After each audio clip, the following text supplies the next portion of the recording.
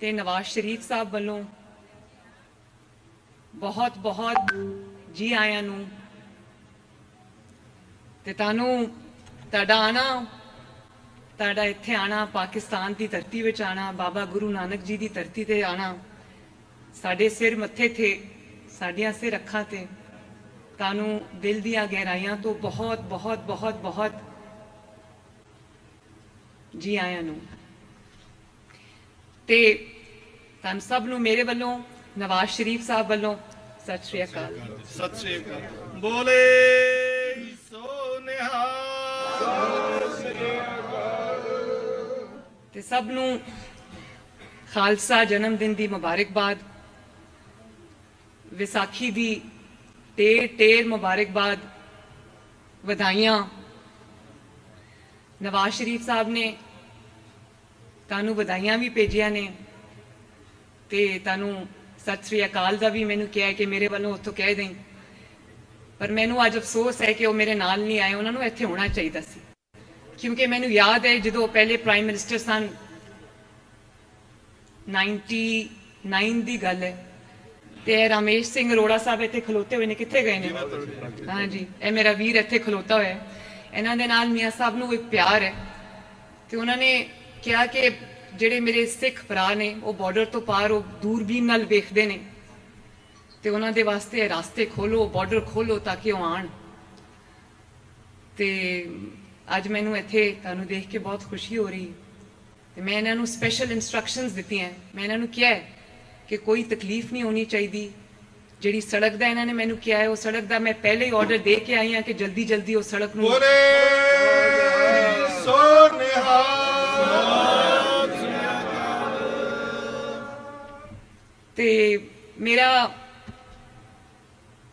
ਅੱਜ ਮੈਨੂੰ ਆਪਣਾ ਪਿੰਡ ਵੀ ਯਾਦ ਆ ਗਿਆ ਜਿੱਥੋਂ ਦੀ ਮੈਂ ਹੈ, ਜਾਤੀ ਉਮਰਾ ਅੰਮ੍ਰਿਤਸਰ।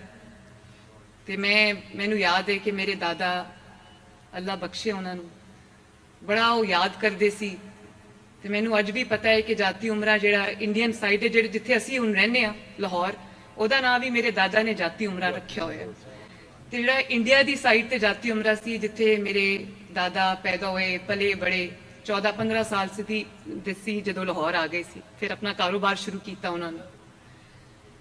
ਮੈਨੂੰ ਪਤਾ ਹੈ ਕਿ ਉਹਨਾਂ ਦਾ ਜਿਹੜਾ ਘਰ ਹੈ ਜਾਤੀ ਉਮਰਾ ਦੇ ਵਿੱਚ, ਉਹਨੂੰ ਅੱਜ ਵੀ ਪ੍ਰੀਜ਼ਰਵ ਕੀਤਾ ਹੋਇਆ ਉਹਨਾਂ ਨੇ। ਤੇ ਉਹਨਾਂ ਦੇ ਘਰ ਦਾ ਜਿਹੜਾ ਦਰਵਾਜ਼ਾ ਹੈ ਉਹਨੂੰ ਉਹਨਾਂ ਨੇ ਪ੍ਰੀਜ਼ਰਵ ਕਰਕੇ, ਜੋ ਰਹਿਣੇ ਕੀ ਜਗ੍ਹਾ ਥੀ ਜਿੱਥੇ ਉਹ ਰਹਿੰਦੇ ਸੀ, ਉਹ ਘਰ, ਤੇ ਉੱਥੇ ਉਹਨਾਂ ਨੇ ਇਬਾਦਤਗਾਹ ਬਣਾਈ ਹੈ ਤੇ ਘਰ ਦਾ ਦਰਵਾਜ਼ਾ ਅੱਜ ਵੀ ਉਸ ਤਰ੍ਹਾਂ ਹੀ ਰੱਖਿਆ ਹੋਇਆ ਹੈ। ਤੇ ਜਦੋਂ ਕੋਈ ਇੰਡੀਆ ਤੋਂ ਇੱਕ ਵਾਰੀ ਕੋਈ ਜਾਤੀ ਉਮਰਾ ਤੋਂ ਆਇਆ ਤੇ ਉਹ ਮਿੱਟੀ ਲੈ ਕੇ ਆਇਆ ਉੱਥੇ ਦੀ, ਤੇ ਉਹ ਮੈਂ ਆਪਣੇ ਦਾਦਾ ਦੀ ਕਬਰ ਦੇ ਉੱਤੇ ਪਾ ਦਿੱਤੀ।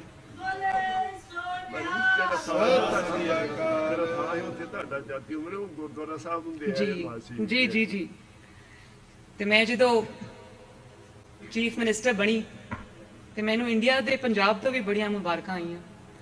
ਮੈਨੂੰ ਅਰੋੜਾ ਸਾਹਿਬ ਨੇ ਦੱਸਿਆ ਕਿ ਇਹਨਾਂ ਨੂੰ ਫੋਨ ਆ ਰਹੇ ਨੇ ਤੇ ਮੈਨੂੰ ਇਸ ਤਰ੍ਹਾਂ ਲੱਗਾ ਜਿਸ ਤਰ੍ਹਾਂ ਇਹ ਬਾਰਡਰ ਵਿੱਚ ਨਹੀਂ ਹੈਗਾ।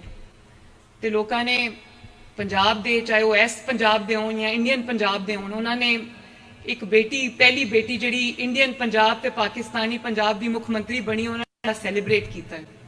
ਤੇ ਅੱਜ ਮੈਨੂੰ ਆ ਕੇ ਅਹਿਸਾਸ ਹੋਇਆ ਕਿ ਇਹ ਗੱਲ ਸੱਚ ਹੈ। ਬੋਲੇ ਸੋ ਨਿਹਾਲ। ਤੇ ਅੱਜ ਮੈਂ ਦਰਾਮਤੀ ਦੇ ਨਾਲ ਗੰਦਮ ਦੀ ਕਟਾਈ ਦਾ ਆਗਾਜ਼ ਕਰਕੇ ਆਈ ਹਾਂ। ਅੱਜ ਮੈਂ ਪਹਿਲੀ ਵਾਰੀ ਕੀਤੀ, ਮੈਨੂੰ ਕਰਨੀ ਵੀ ਨਹੀਂ ਆ ਰਹੀ ਸੀ। ਮੈਂ ਇਹਨਾਂ ਕੋਲੋਂ ਪੁੱਛਿਆ, ਮੈਂ ਕਿਹਾ ਕਰੀਦਾ ਕਿਸ ਤਰ੍ਹਾਂ, ਤੇ ਇਹਨਾਂ ਨੇ ਮੈਨੂੰ ਦੱਸਿਆ ਕਿ ਇਸ ਤਰ੍ਹਾਂ ਕਰੀਦਾ। ਤੇ ਮੈਨੂੰ ਇਹ ਖੁਸ਼ੀ ਹੈ, ਮੈਂ ਸੁਣਿਆ ਸੀ, ਮੈਂ ਪੜ੍ਹਿਆ ਵੀ ਸੀ ਕਿ ਇੱਥੇ ਬਾਬਾ ਗੁਰੂ ਨਾਨਕ ਸਾਹਿਬ ਜਿਹੜੇ ਸੀ, ਉਹਨਾਂ ਦੇ ਖੇਤ ਸਨ, ਉਹਨਾਂ ਨੇ ਇੱਥੇ ਖੁਦ ਜਿਹੜੀ ਕਟਾਈ ਕਰਦੇ ਸਨ, ਗੰਦਮ ਕਾਸ਼ ਕਰਦੇ ਸਨ, ਤੇ ਫਿਰ ਖੁਦ ਰੋਟੀ ਪਕਾ ਕੇ ਲੋਕਾਂ ਦੀ ਸੇਵਾ ਵੀ ਕਰਦੇ ਸਨ।